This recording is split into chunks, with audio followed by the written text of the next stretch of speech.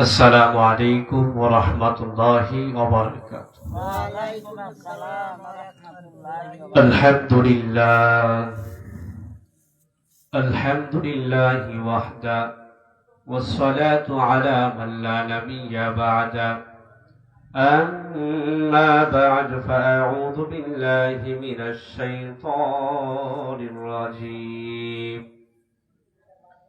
بسم الله الرحمن الرحيم. يا أيها الذين آمنوا اتقوا الله وكونوا مع الصادقين.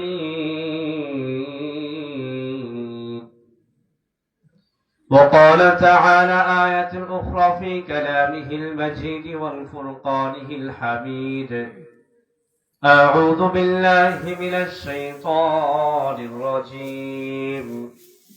بسم الله الرحمن الرحيم. يا أيها الذين آمنوا اتقوا الله حق تقاته ولا تموتن إلا وأنتم مسلمون. صدق الله مولانا العلي العظيم، وصدق رسوله النبي الأمي الكريم، ونحن على ذلك لمن الشاهدين والشاكرين، والحمد لله رب العالمين. আল্লাহ পাক রব্বুল আলামিনের দরবারে লাখ কোটি শুকরিয়া। রঘুনাথপুর পাহাড়িয়া পাড়া খুশমান আলী জামে মসজিদের উদ্যোগে সপ্তম বার্ষিক ইসলামী সম্মেলনের সম্মানিত সভাপতি দিগার মুআজ্জাজ মুকাররম জাতির রাহবার উলামায়ে কেরাম, আমার সামনে বসা আশিকিন জাকিরিন মুসল্লিয়ানে কেরাম, আল্লাহ তাআলার দরবারে লাখ কোটি শুকরিয়া যে মহান রব্বুল আলামিন আপনি আমাকে ভালোবেসে দয়া করে মায়া করে মেহেরবানি করে দয়ার নজরে আসবার বসবার কিছু কথা শোনা ও বলার তৌফিক দান করেছেন। এই জন্য আল্লাহ তাআলার দরবারে শুকরগুজার হই আলহামদুলিল্লাহ। এই মজলিসে আইসা আপনারা খুশি না বেজার? আল্লাহ তাআলা যদি আপনি আমাকে দয়া কইরা মেহেরবানি করে মায়া করে মোহাব্বত করে এখানে আসতে পারে, এখানে আমাদেরকে আসার জন্য সুযোগ করে দিয়েছেন, তাহলে আমরা কি আরো জোরে সুরে শুকর আদায় করতে পারি না? এই জন্য আবারও প্রত্যেকেই জোরে সুরে বলি আলহামদুলিল্লাহ, যেন বাহিরের মানুষ শুনতে পারে যে না কয়েকটা মানুষ আছে, আমরা না গেলেও মাহফিল চলবে, সমস্যা নেই, ঠিক আছে না? বহু মানুষ আছে, তারা যেন কমপক্ষে বুঝতে পারে যে না ওয়াজও চলতেছে, শ্রোতাও আছে। যারা আসছে না, না আসলেও সমস্যা নেই, হাড়ি সাদা দিছে, বাহিরে মাইক দেওয়া হয়েছে, সমস্যা নেই, তারা এটা চিন্তা ভাবনা করে বাড়িতে বসে আছে। থাকুক, সুরালা বক্তা আসতেছে, আসবে, আসলে হয়তো তারা আসতে পারে। আল্লাহ তাআলা তাদেরকে আসার তৌফিক দান করুন, বলেন আমিন। সম্মানিত মুসল্লিয়ানে কেরাম, আমি আপনাদের সম্মুখে দুইখানা আয়াতে কারিমা তিলাওয়াত করেছি। প্রথম নাম্বার আয়াতে কারিমা বলা হয়েছে আল্লাহ তাআলা আল্লাহর হাবিব সাল্লাল্লাহু আলাইহি ওয়াসাল্লামের মাধ্যমে এই উম্মতের কাছে খবর পৌঁছাইয়াছেন, হে উম্মতেরা, তোমরা আল্লাহ তাআলাকে ভয় করো। ইয়া আইয়ুহাল্লাযীনা আমানুত্তাকুল্লাহ। প্রথম নাম্বার আয়াতের মধ্যে শর্ত হলো তোমরা আল্লাহ তাআলাকে ভয় করো। কাকে ভয় করো? দুনিয়ার কাউকে না, কাকে ভয় করো? আল্লাহ তাআলাকে ভয় করো। দ্বিতীয় নাম্বার হলো ওয়াকুনু মা'আস সাদিকিন। প্রথম নাম্বার তোমরা আল্লাহকে ভয় করো, দ্বিতীয় নাম্বার তোমরা আল্লাহ ওয়ালাদের সঙ্গী হও। তোমরার আগে যারা আল্লাহকে ভয় পেয়েছে, যারা আল্লাহ ওয়ালা হয়েছে, যারা সত্যবাদী, তাদের সঙ্গী হও। সৎ সঙ্গে স্বর্গবাস, অসৎ সঙ্গে সর্বনাশ। যদি অসৎ সঙ্গীদের সাথে ঘুরেন জীবন ধ্বংস, যদি সৎ সঙ্গীদের সাথে ঘুরেন, আপনি নামাজ পড়েন না, সে নামাজ পড়ে, 2 দিন 3 দিন 4 দিন 5 দিন 1 সপ্তাহ 10 দিন 1 মাস 2 মাস 1 বছর 2 বছর, আপনারা একসাথে বসে আছেন শাস্ত্রে। আপনার নামাজ পড়ে যে বন্ধু, সেই বন্ধু আপনাদের শাস্ত্রলে রাইখা মাগরিবের নামাজের সময় আসছে মসজিদে নামাজ পড়ার জন্য। আপনাদের মনে মনে শুধু এতটুক লাগে, আরে সে যাইতেছে, যাক সমস্যা নাই, আজকে একদিন, 2 দিন, 3 দিন, একদিন আপনার মনে এটা চিন্তা আসবে, আর একসাথে চলি, একসাথে চা খাই, একসাথে পান খাই, একসাথে গল্প গুজব, একসাথে উঠা বসা, একসাথে রাত্রে নিশিতে চলাফেরা করি, একসাথে দুপুরবেলা চলাচল করি। আমরা রঘুনাথপুর মধ্যপাড়া বাজারে বসে আছি, আর আমাদের সাথী গিয়া মসজিদে নামাজ পড়তে যা, এই যাও আজকে সবাই মিলে নামাজে যাব। এটা হলো সৎসঙ্গের স্বর্গবাস। আর যদি অসৎ সঙ্গীর সাথে চলেন, আপনি বিড়িও খান না, সিগারেটও খান না, মদের আসরও আপনার কাছে আসে না, আপনিও মদের আসরে যান না, গাঞ্জা টোবলা আপনার পকেটেও পাওয়া যায় না, আপনি কিন্তু যার সাথে চলেন সে হয়তো ইয়াবা খা, নাই বাবা খা, নাহলে ফেন্সিডিল খা, নাহলে গাঁজা খা, না হয় মদ খা, না হয় বিড়ি খা, না হয় সিগারেট খা, অসৎ পথে সে আছে। কিন্তু আপনি আল্লাহর ওলি পাগড়ি পিঞ্জা তার সাথে ঘুরেন, কিন্তু আপনি এটা চিন্তা করেন, আপনি যদি তাকে অনুসরণ করেন, একদিন না একদিন প্রথম আপনার মুখে বিড়ি যাবে, পরের দিন সিগারেট যাবে, আরে কিছুদিন পরে আপনার সাথে কি দেখবেন, আপনার বন্ধু হাতে ডইলা কি আপনার ওই সিগারেটের ভিতরে গাঁজা বইরে দিচ্ছে, অভ্যাস হয়ে যাইতেছে। আস্তে আস্তে দেখবেন এটা ধরাই দিল, আরেকদিন পানির কথা বইলা দেখবেন কি স্পিরিটের সাথে মদ মিশিয়ে দিব, কি পাওয়ারের সাথে মদ মিশিয়ে দিব, হয়ে একটু মাতাল হয়ে যাবেন, কিছুক্ষণ পরে সুস্থ। যখন চিন্তা আসবো, আরে এটা খাইলে তো খুব একটা সমস্যা হয় না, খাইলে ঝামেলা নাই, যাও দুস্থ আজকে তোমার সাথে আমি আজকে থেকে সঙ্গত দিলাম আরো বেশি। এই জন্য সৎসঙ্গে স্বর্গবাস, অসৎ সঙ্গে সর্বনাশ। আল্লাহ তাআলা এই আয়াতের ভিতরে বলেন, ইয়া আইয়ুহাল্লাযীনা আমানুত্তাকুল্লাহ, হে ঈমানদারগণ তোমরা আল্লাহকে ভয় করো, ওয়া কুনু মা'আস সাদিকিন, এবং আল্লাহ ওয়ালাদের সঙ্গী হও, সত্যবাদীদের সাথী হও। আল্লাহ তাআলা এখানে কেমন ভয় পাওয়ার কথা বললেন, অন্য আয়াতে আবার আল্লাহ তাআলা বলেন, ইয়া আইয়ুহাল্লাযীনা আমানুত্তাকুল্লাহ, হে ঈমানদারগণ, হে মুসলমানগণ, হে মুসলিমগণ, হে মুমিনগণ, তোমরা আল্লাহকে ভয় করো হাক্কা তুকাতিহি, যেমন ভয় করার দরকার এমন কেমন ভয় করার দরকার, হাক্কা তুকাতিহি যেমন ভয় করার দরকার এমন ভয় পাও। এখন ভয়টা কেমন? এমন ভয় পাইতে হবে যেই ভয়ে রঘুনাথপুর বাজারে বসে থাকার সুযোগ নাই, মাগরিবের আযান হইলে মসজিদ আপনাকে চিনিয়ে দেয়, এমন ভয় আপনার ভিতরে থাকতে হবে। এমন ভয় থাকতে হবে যেই ভয় রমজান মাস আসলে আপনাকে রোজা চিনিয়ে দেয়, দুপুরবেলা ভাত খাওয়া শিখায় না, সাহারির সময় ঘুমে রাখে না, বরং সাহারির সময় আপনাকে জাগায়া দেয়। এমন ভয় আপনার মধ্যে থাকতে হবে, এমন ভয় থাকতে হবে আপনার মধ্যে।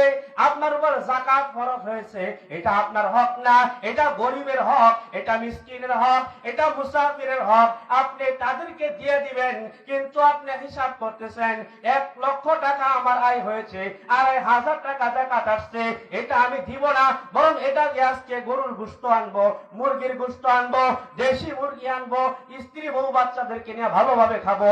এটা আল্লাহর ভয় না, বরং আল্লাহর ভয় হলো এটা 1 লক্ষ টাকা থেকে 2,500 টাকা যাকাত আসছে, এটা আমার হক না, এটা আমার গরিব ভাইদের হক, এটা আমার পার্শ্ববর্তী অসহায়দের হক, এটা এতিমদের হক, এটা মিসকিনদের হক। এই ভয় আপনার ভিতর যদি থাকে, আপনি আপনার যাকাতের মাল খাবেন না, আপনার যাকাতের মাল আপনি রাখবেন না, বরং যাদের হক তাদেরকে দিয়ে দিবেন। এটা হলো আল্লাহর ভয়। এখন আপনার ভিতরে আপনি ঠিকই বলতেছেন, আমি তো আল্লাহকে ভয় করি, মাগরিবের আযান হইছে, বাজারে বসে চা খাই, নামাজ পড়ি না, এটার নাম আল্লাহর ভয় না। আপনি দোকানে বসে বলতেছেন, আমার ভিতরে খুব ঈমান আছে, আমার ভিতরে খুব ঈমান আছে। যে কেমন ঈমান? ঈদের নামাজ আসলেও নামাজ পড়ি, জানাজার মধ্যে এলাকার মধ্যে কেউ মরলে জানাজারও নামাজ পড়ি, সপ্তাহে শুক্রবার গিয়া জুমার নামাজ পড়ি। আমি আবার বেঈমান হইলাম কোন দিন? আমার তো ঈমান আছে।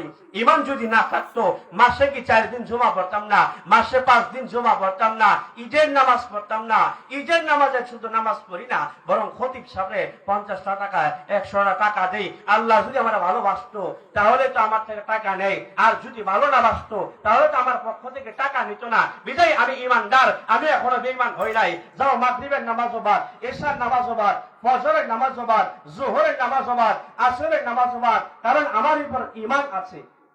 কিন্তু কেউ যদি এরকম ভাবে কয় আমি জানাজা পড়ি, ঈদের নামাজ পড়ি, জুমা পড়ি, ওয়াক্তের নামাজের প্রয়োজন নাই। চিন্তা করবেন ভয় কিন্তু আছে, প্রকৃত ভয় তার ভিতরে নাই।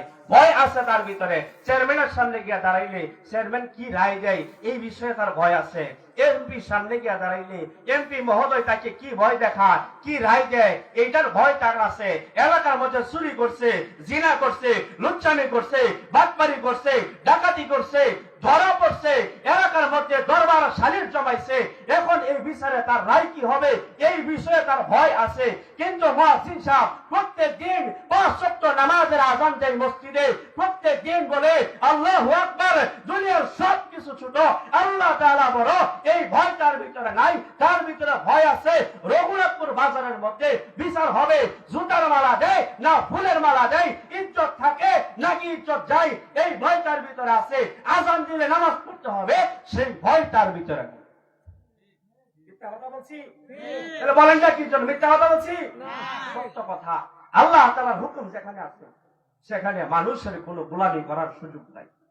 ফরজ নামাজের সময় হয়ে গেলে মা বাবার খেদমত করার সুযোগ নেই, কারণ আল্লাহর হুকুম আগে, মা বাবার হুকুম পরে। তবে আপনি নফলে দাঁড়াইছেন, মা বাবার খেদমত নফল থেকে জরুরি। কিন্তু আমরা ভয় পাই কোনটা? হাইকোর্টে গেলাম, এখন কি রায় জানি আসে, আমার কি যাবজ্জীবন জেল না 10 বছর জেল না ফাঁসির রায় আসে। জজ কোর্টে গেলাম, কি রায় জানি আসে। এই সুপ্রিম কোর্টে গেলাম, কি রায় জানি আসে। ম্যাজিস্ট্রেট কোর্টের সামনে, ম্যাজিস্ট্রেটের সামনে, ইউনুর সামনে দাঁড়াইলাম, এখন ওনারা কি বিচার করবে না জানি, কোন বিচারে আমার আটকে যায়, এই ভয় আছে। কিন্তু আসলে সেই ভয় মূলত এই ভয় না। আল্লাহ তাআলা বলেন মানুষকে তুমি ভয় করবা, মানুষ তোমাকে ভয় দেখাবে, মানুষকে তুমি ভয় পাও না, আল্লাহকে ডরাও, মানুষ তোমার গোলামি করবে। এই দুনিয়ার মধ্যে সাপ দেখলে ভয় পায়, জানোয়ার, হিংস্র জানোয়ার, বাঘ দেখলে ভয় পায়, ভাল্লুক দেখলে ভয় পায়। সাধারণ রাত্রে বেলা রাস্তা দিয়ে হাঁটার সময় যদি সাদা ধবধবে একটা বিলাই আসে, কলিজায় পানি থাকে না। কালো ধবধবে একটা বিলাই আসলে কলিজায় পানি থাকে না। গুরুস্থানের সামনে দিয়া, গুরুস্থানের পাশ দিয়া রাত্রেবেলা গেলে কলিজায় পানি থাকে না। এই ভয় মূলত এই ভয় না। রাত্রেবেলা আপনার কি একাকিত্ব রাস্তায় চলতেছেন, আপনার ভিতরে ভয় আসছে, এটা আসলে ভয় না। আপনি নিয়মিত আল্লাহ তাআলাকে ভয় করে 5 ওয়াক্ত নামাজ জামাতের সহিত পড়েন।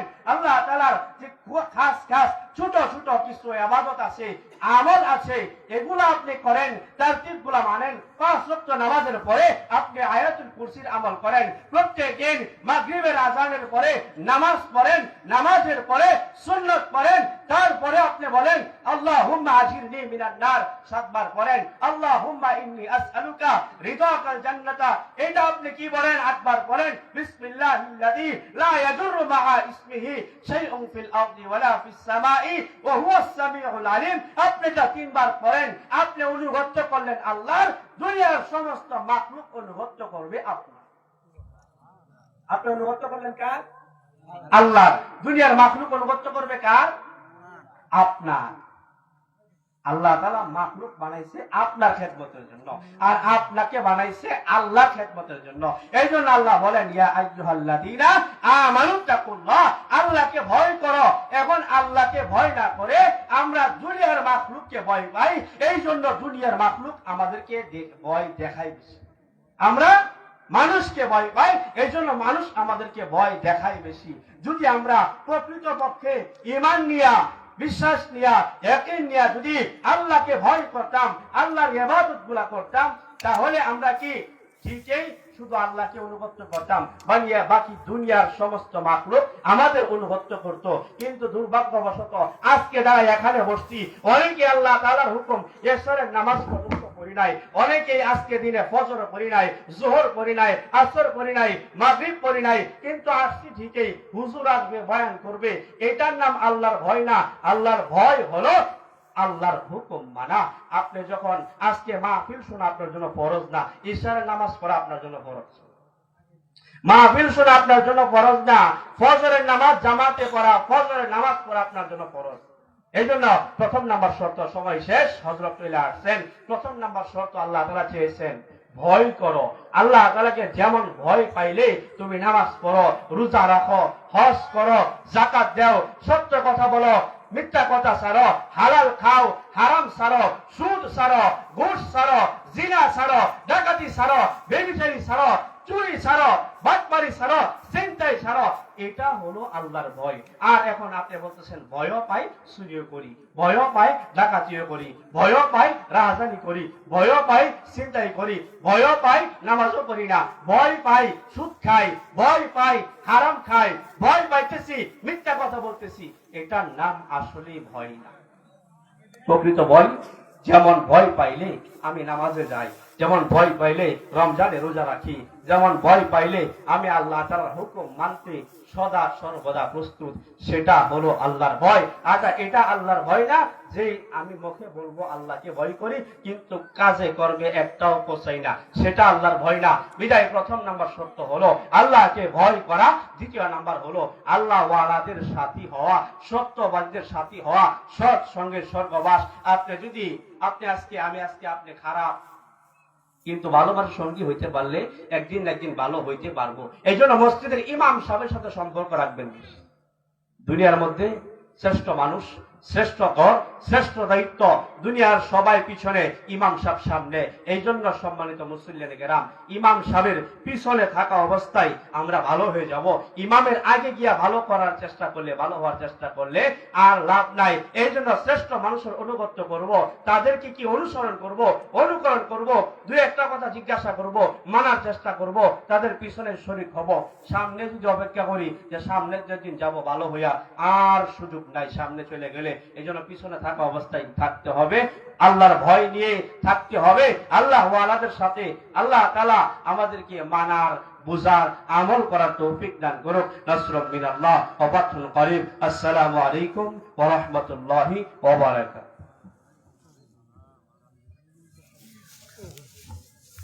আলহামদুলিল্লাহ, হযরত মাওলানা মুফতি জাহাঙ্গীর আলম সাহেব খুব অত্যন্ত